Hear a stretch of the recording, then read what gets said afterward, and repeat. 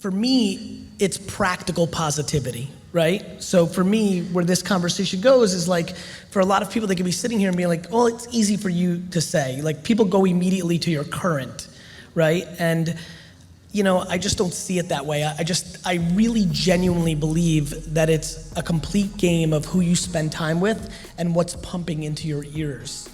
And so that has led me down a path of really trying to have conversations with people around limiting time with negativity. And sometimes that's hard because a lot of times that might be your mother and father or your best friend for the last 30 years. But I've been fascinated by people changing just by changing who they spend time with and what they listen to. Yeah, one of the things we were sharing today on the podcast is you mentioned, those people who might be those more negative forces. And you had some really pragmatic advice on how do you handle those situations, Yeah, I think people get crazy. They hear something like this, like, yeah, fuck it, I'm never talking to my mom again. And I think, that's not necessarily what I'm saying. I think there is a process. But I do think, we were talking about friends, and I do think a lot of times, you sometimes wake up, especially in your kind of call it 17 to 34-year-old world, and you kind of look around, you're like, fuck, I'm looking for something a little bit different here, and this group of friends is about this, and that's fine.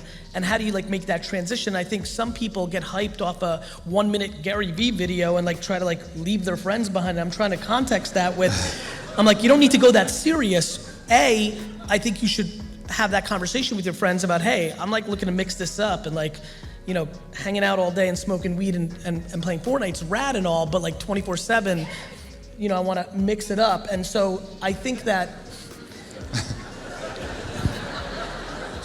I think that first you have that conversation with your homies and say, look, I'm looking to do this. A third of them are gonna be like, cool, me too, and they were just waiting for somebody to say something. And then another third you might be able to convince over time through the process.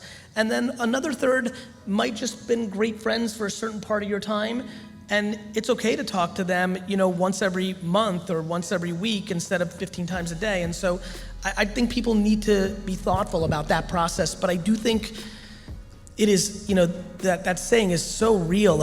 You got to really look around who you're spending time with. It is unbelievable to me watching employees in my company spend time in certain divisions and then get transferred. I mean, if they get transferred to my team, it's a complete brain twist of work ethic and mindset and things of that nature. But even different teams with positive leaders, you can just see it. And I think you can talk all day long about hey, be happier or see it better. And then people walk out of a theater and you're like, how? And I think the biggest thing that is tangible to me is, the fuck are you watching? What do you, of course you're scared shitless if you're watching propaganda that you're gonna get killed every day, the news, and so on the flip side though, I'm not talking about The Secret, I'm not talking about sitting on your fucking couch and being like, I'm gonna be a millionaire and boop, you gotta do shit out here. I'm just really fucking curious to what people are consuming, how they're thinking, and who are they spending time with.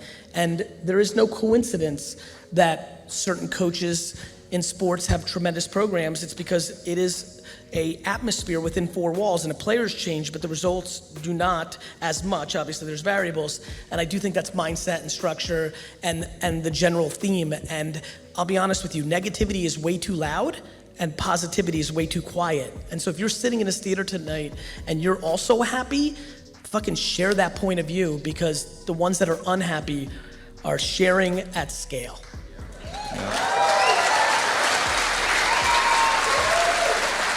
And I apologize, and I appreciate that. And if you ask me, and I'm not sure if this is, rewriting history, but intuitively, I do believe the reason that I've gotten dramatically louder in the last 3 years, 4 years, 5 years, is I feel a sense of responsibility as somebody who genuinely is happy to share that. And I do think it's a responsibility, and so I'm on that kick, and I'd like you to join me. Yep. And one of the things that people might mistake when they perceive you, they might think well, you're always working, you're always doing something. But the beauty of what you're doing is you love what you're fucking doing. Like you really love it. Like it's like you're playing poker, and if you're only playing poker for the pot, you're probably gonna have a shitty life. But if you love playing poker, if you love that feeling when you turn those whole cards over, and you love that feeling when everything's there, then you're probably gonna enjoy yourself. Especially when you turn those cards over, you're fired up when it's 3-7 offsuit, right? Yeah. Like to me, you have to love your game even when it's not going your way.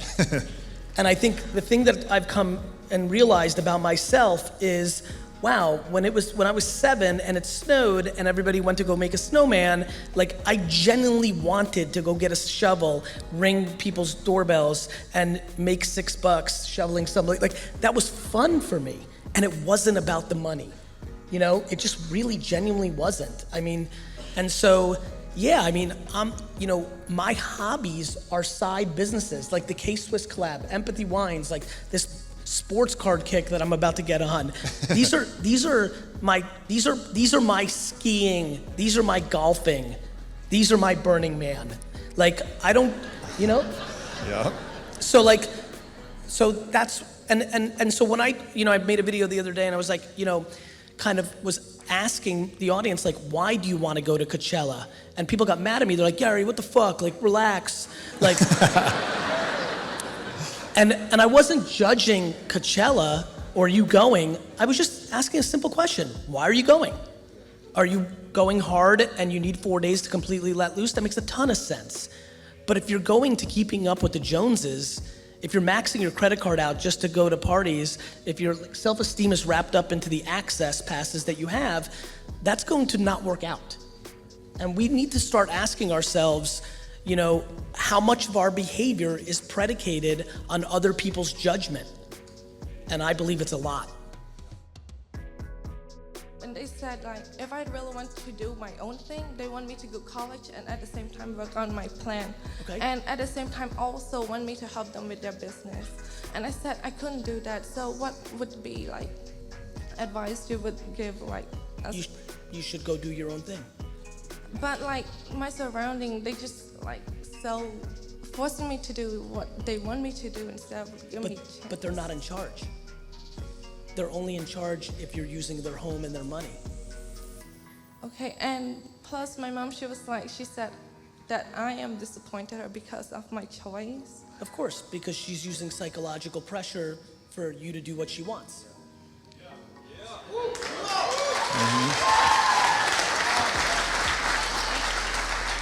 The only thing you have to figure out is if they have any leverage. The only leverage they have is money, shelter, and psychological warfare. Yes, I'm living with them, so yeah. What's that? I'm living with them, so. Well, if you're gonna wanna go do your own thing, you're gonna have to move. And you're not gonna have to, here's my big thing with kids. Like, as you can tell, I'm very pro you. But if you're gonna go do this thing that's disappointing them, then you can't take from them either, because then you're being spoiled. So if you feel so passionate about this thing that you wanna go do it. But don't expect them to support it because they don't believe in it. Yes, they don't believe in it. So go stick it in their face.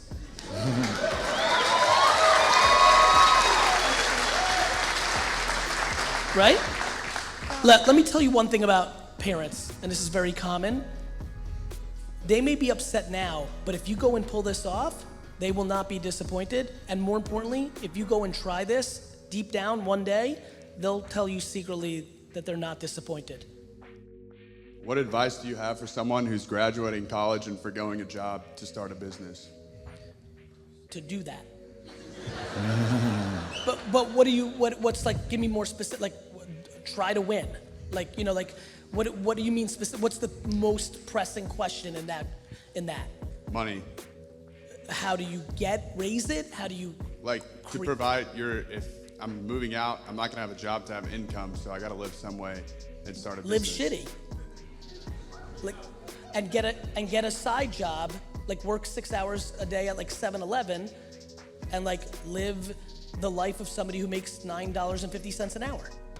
The biggest thing that your generation has contextually lost is in 1974, people did this. What they did was they worked a job and then they worked on their business at night. Like, everybody wants to build a business, but nobody wants to bleed to build a business. Like my advice is to bleed.